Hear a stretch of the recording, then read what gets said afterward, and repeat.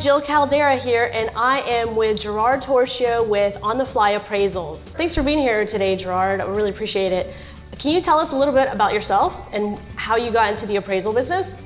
Well, it was about 15 years ago. My best friend's parents owned an appraisal company, and they asked me one day if I'd like to work at their office. So I started and worked my way up from the ground floor, and about 10 years ago, I started my own appraisal company, On the Fly Appraisals. What has that been like as a new business owner? Well, there were struggles at first. It was actually during the recession we opened, so of course it was hard to make ends meet, but we survived, and now it's just busier than ever. So how many employees do you have working for you?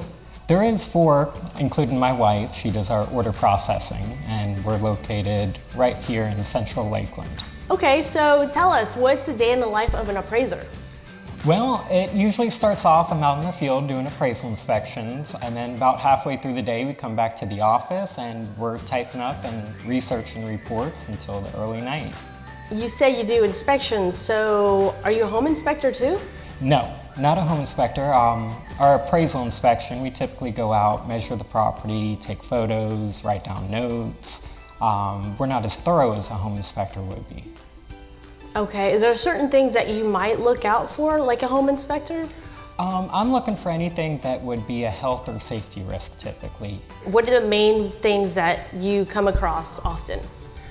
Stuff that needs to be repaired usually can hold up a loan. That would be your wood decay, anything that would be a safety issue for your homeowner or future homeowner. Gotcha. How do you come up with your values? I mean, I'm sure you see so much. Typically, we'll find the most reasonably similar sales in the area. Okay. Then we'll adjust them out to try to come up with an adjusted sales price, and that is how we come up with our value.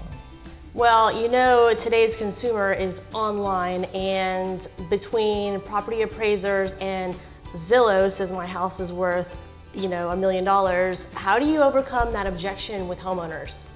The Polk County Property Appraiser will use dated information to come up with their market value, while Zillow is all automated and they'll just use 3 sales and come up with the value. They don't do a more thorough inspection, take into consideration updates, views, location that the appraiser would. Now, Zillow can be somewhat accurate. You'll see it more accurate in subdivision homes or in condominium complexes where pretty much all the sales are virtually the same. In areas where you have a lakefront property though, it can be completely off as Zillow's not comparing it to a lakefront home. Most big banks will use what's called an AMC or appraisal management company. And appraisers will either sign up with these companies or these companies will find the appraiser. We're putting on a panel of appraisers, and it's usually just a rotating panel where they order the appraisal and it will get broadcasted to one of these appraisers. If they decline it, it goes to the next appraiser. So all AMCs will have a panel of appraisers that they use. How do you get paid? And being that there's so many houses and so many variables doing appraisals, coming up with a value, is one price set for every property? No, we typically have our standard fee for your standard home. And then once it gets over into large acre tracts or custom homes, over 5,000 square feet homes, the fee will start to increase. So with all these different types of loans, USDA, FHA, is it going to be the same value across the board? Yes, typically all we're looking for is a market value on all 3 of those.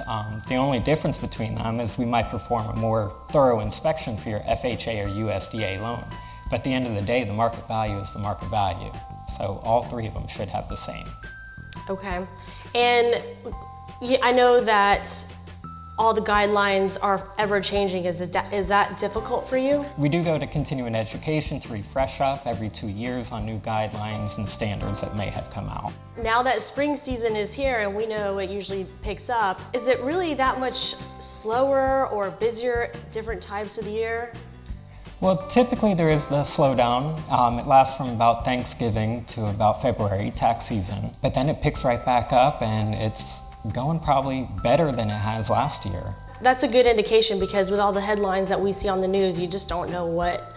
One day it's this, the next day it's that, and there's a shift coming, So where do you see things going? Right now, it's still increasing slightly within our market. We've seen some areas start to stable out. However, a drop hasn't been noticed in any markets within Polk County yet. Well, that's good. That sounds like we're in a healthy market. Yeah, Polk County has been a really healthy market, and if anything, we're still at a shortage of listings. Wow, interesting. Very interesting. So as a homeowner, I'm sure a lot of the viewers also want to know what improvements can they do to add value to their property? Well, the best return on investments we've seen is the kitchen and bathrooms. If it's typical for your market to have updated bathrooms and kitchens, that would be your best bet. Okay, so what if I wanted to turn my garage into another bedroom? It might be a good idea and it might not. It depends on the market. If most of the homes in the area have a 2-car garage and you just took away that garage, your typical buyer wants it, and now it might be more detrimental than beneficial. Being in Florida, I get a lot of home buyers that are always a little skeptical when purchasing a wood frame home. Does that matter in the value? Some markets it actually does. However, if your market is mostly frame homes, it shouldn't affect the value. Okay. And I have to know, everyone wants to know, how do you come up with your comps? How do you know this is $10,000 or this is $5,000? Where do you come up with your numbers? Well, the most common term you'll hear appraisers say is they use paired sales analysis. And that's where we'll take 2 homes from the neighborhood that have sold recently that are identical, but maybe one factor. This home has 3 bedrooms, that one has 4 bedrooms. And then we try to determine what the difference in that sales price was, and that is typically your adjustment for your bedroom. What about energy efficiency products and upgrades? Well, if you have older windows, it will be beneficial to put new energy efficient windows in. We are seeing the market kind of evolve, and people are putting solar panels and the new solar tiled roofs in. And it might be hard to find that adjustment, and sometimes we'll use what's called the depreciation method to try to figure out what is that worth. What are some of the things that you see that homeowners add to their home and they may overpay for, expecting to get that return in the sale of their home?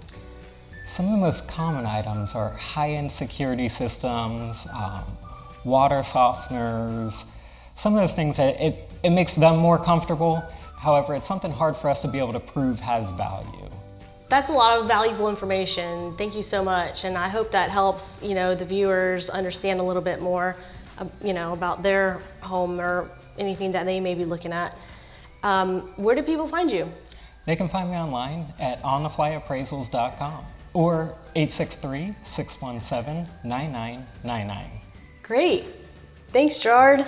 Thank you.